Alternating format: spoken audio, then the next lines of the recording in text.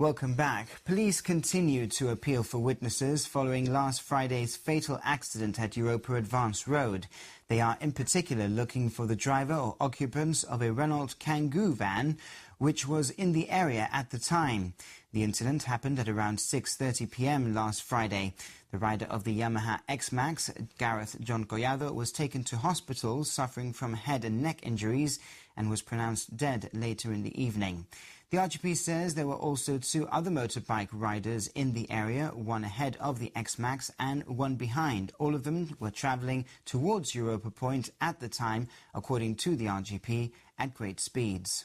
Any persons that may have been in the area that saw anything connected with this accident, could you please contact the police control room on 200 72 500.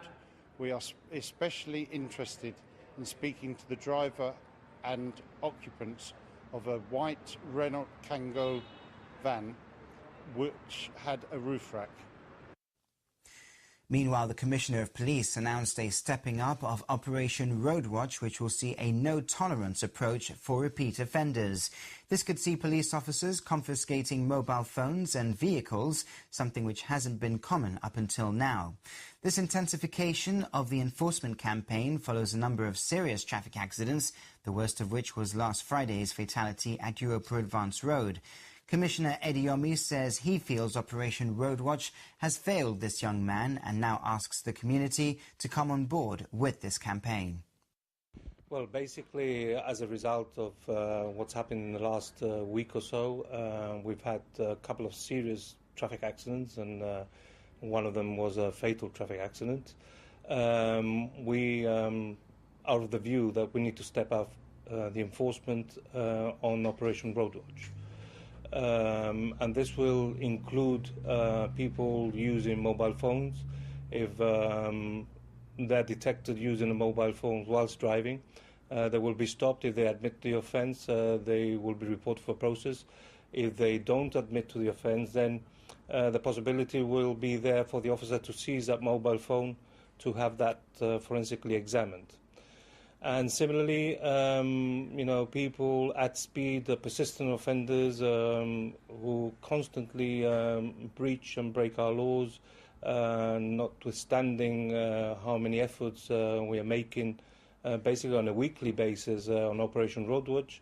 They continue to break our laws. They continue to overtake vehicles on the wrong side. They continue to have public at risk, the people and pedestrians at risk. So what we're doing is that we might be seizing that motorcycle because it's being used persistently as a commission for the commission of an offence. And then obviously I'll deal with the letters from parents or letters from lawyers coming, demanding for that bike to be returned, and we'll take each case as it comes.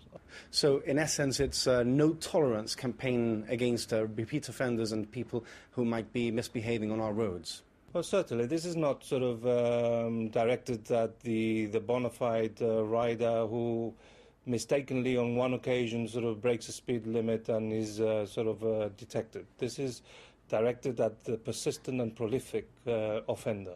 But is there a concern that perhaps some of these ordinary drivers who may commit an offence once or twice get caught up in this upping of the campaign? Well, they might do, but we'll look at each case individually. But certainly Operation Roadwatch, in my view, and this is a very personal view, has failed. Certainly this young lad that died last week.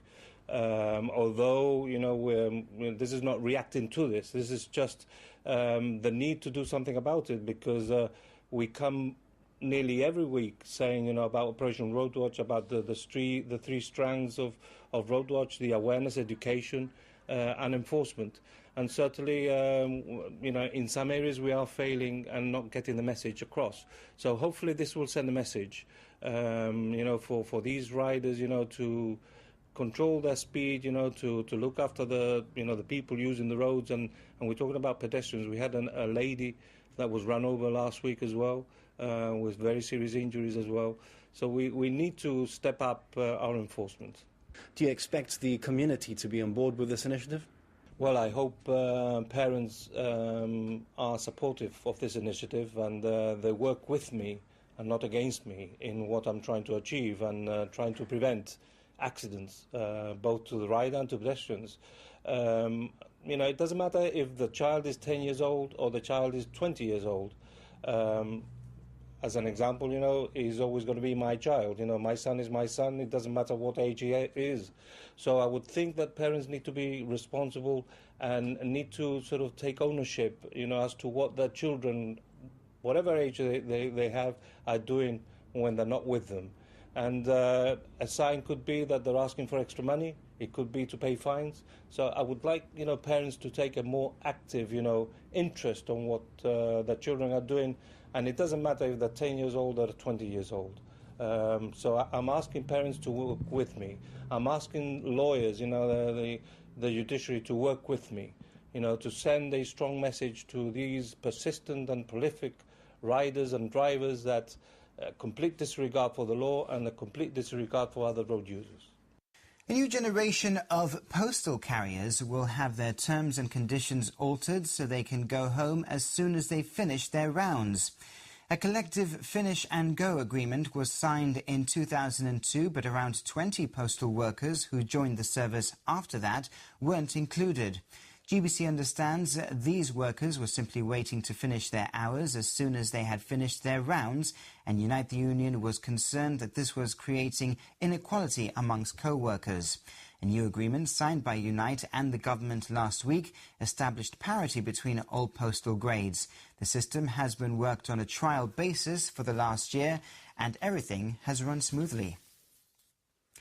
The Governor this week presented 5 British Empire medals at an investiture at the convent. The medal, which dates back to 1922, was last awarded 20 years ago and was reintroduced last year for the Queen's Diamond Jubilee. It aims to reward volunteers who make an outstanding contribution to local community-based activity.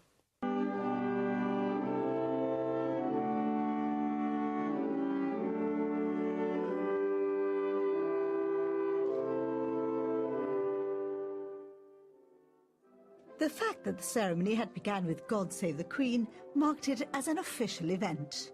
2 British Empire medals were awarded last year, with 6 recipients on this occasion. However, Hector Romero, who was to receive his for services to the promotion of sport, will be presented with his medal at Gibraltar House in London next week. Sonia Galt received the British Empire Medal for services to breast cancer awareness in Gibraltar. A cancer survivor herself, she played a major role in the establishment of a screening programme and inspired many others to fight the disease.